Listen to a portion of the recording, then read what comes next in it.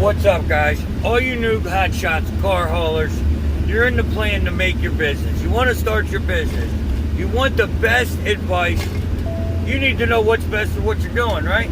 Well, Hotshot's going to tell you right now.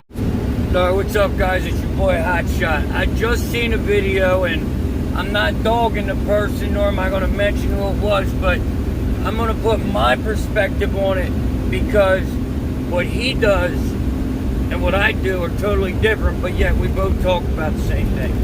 So if that person sees this video, it's no shot towards you. It's just another perspective. Flatbed versus car hauling, like the wedges versus flatbed trailers. So if you are in between not knowing what you want to do, you're gonna, flatbed trailer would be for you. But now, if you want to teeter on the fence, then flatbed's for you, the flatbed trailer. But now, if you want to come out here and you want to just build a specialized company, like car hauling is specialized. It is. Like, yes, anybody can do it, but if you look at those like 40-foot PJs and all that, you can't put the stuff, some of the stuff I haul on those trailers unless you got like 20-foot ramps, because of the exact angle. But car hauling is a very profitable business if done correctly. There's a reason that car haulers, and I'm not talking about the minis, but the big car haulers, they have $300,000 trucks and they are OTR because cars go all over the country. Like, all these cars on the road need moved. And that's the difference between car hauling and flatbed. So at flatbed, you're at the mercy of warehouse, you're at the mercy of production, you're at the mercy of the general economy. Now, you are at the mercy of the economy with cars also, but the cars can range from 500 to 300,000. Cars are being bought every single day. There's no shortage of cars.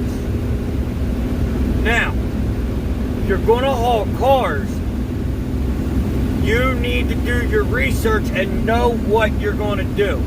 You need to build a niche. You gotta have a plan. So I had a guy call me yesterday. I'm not going to mention no names. He's been trying to book a load all week. He's in a situation where he's leased on to somebody, and they're not really helping him, and he's been looking at the load board and calling all week. Yesterday he booked his first car. Now, I give it to this guy because he didn't give up. He did not give up. He kept calling and kept pounding and kept looking. But you can't search for cars the same way you search for freight, because they go to every little town. Like, freight is like, it's area generalized. So if you're in the Pittsburgh area, you're going to haul steel most likely. If you're in like the Jersey area, you're probably going to haul equipment out of the port, or and around there, stuff like that. Like, I'm passing a lumber yard right now. But you're at the mercy of where these places are put up. And there's tons and tons of Hotshots and semis. The Hotshot has pretty much became running partials. Like, it's not true Hotshot anymore. Like, and there's guys that are killing it because they've been in long enough and they have a niche, they have a market. Like, when I first started, it was tough. I had to figure out what I wanted to do, and I had no clue. So I went with the flow and just let it fall into place, and it was tough. It was really tough. Like, if I had a new truck and a new trailer, I'd be out of business. Let me tell you right now. Starting up any business is not easy. It's not. An average, anybody that knows economics and like the business, study business, your average turnaround is 3 years to make money or profit. So, if you think you're going to come out here and you're going to get profitable in one day or even a week, you're wrong. Now I want you to look at all these hotshot groups.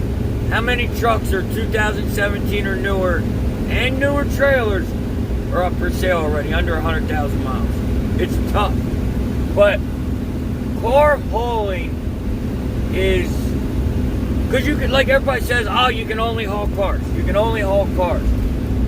Yeah, but there's billions of cars. Because you're not just hauling stuff that was just made. I haul stuff that was made in 1929. You know, like that's car hauling.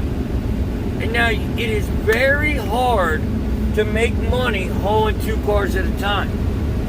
And now if you're going to do that, you need to have a light trailer so you can haul any 2 cars. You don't want a 40-foot PJ with a 2019 truck. You come in weighing 18,000 pounds and you want to stay under 26,000 hauling 2 cars. It's not happening.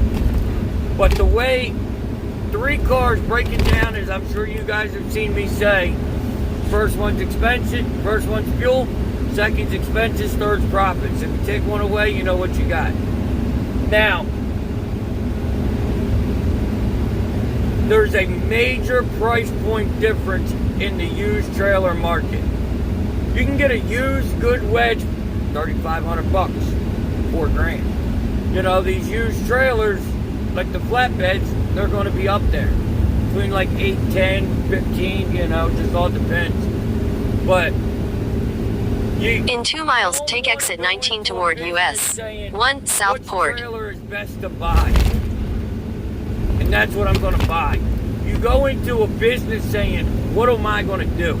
How am I going to make my money?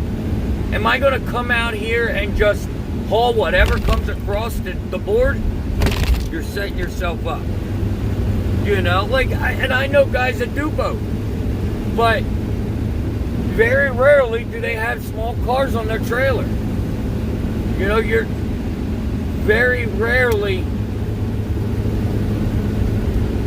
do they, what do I want to say here? Like, you don't see them at new dealerships. You don't see them at the ports. You know what I mean? Because they're just as restricted, but nobody's going to tell you that.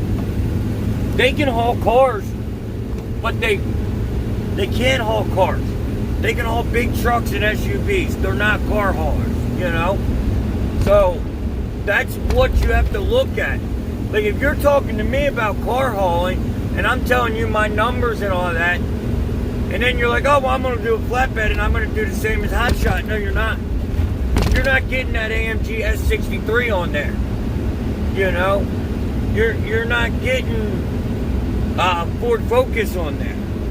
You know, so it comes down to what you want to do in business. Cars are in half a mile, take exit 19 toward US 1 Southport. But they pay less. And that's why the big guys haul 9 or 10 at a time. So, car hauling, and I almost want to take this part of it out of Hotshot, but you can't, you know. So, but take exit 19, then continue on to Pease Avenue. If you need it there quick, I'm your guy. If you're willing to wait and you're cheap, I'm not your guy. So, the age-old question, which is better, wedge or flatbed? Comes back to the age-old question, how do you want to make your money? What are you going to do for a living? Continue on to Pease Avenue, then slight right after 7-Eleven. You're not going to go buy a hammer and a sawzall and a bunch of power tools to be a mechanic, right? But you're not going to buy a mechanic set to be a roofer. You've got to know what you're going to do before you know what you're going to buy. So, alright guys, I'm up here dropping this last car off and I'm going home for the weekend. Slight right after 7-Eleven, on the right onto US. So 1 south. And you know, just know car hauling, there's a lot less sitting. You're moving. That's why I rack my miles up way faster than flatbedders. You know, because I don't have appointment times. I don't have to wait for the freight to get made. When it's ready, when I'm ready, it's ready. You know, that's the type of, it's kind of how it works with this. But all right, guys, that's my opinion on it. That's what I see. So, you guys have any questions, let me know. So again, it doesn't matter what trailer you buy, it matters what you're going to do. Alright, it's your boy Hotshot, we're out. Alright guys, thanks for watching. I hope it helped you out a lot. Let me know in the comments what you think and what you prefer. And do me a favor, like, share, subscribe, hit the bell, and give me a big old thumbs up.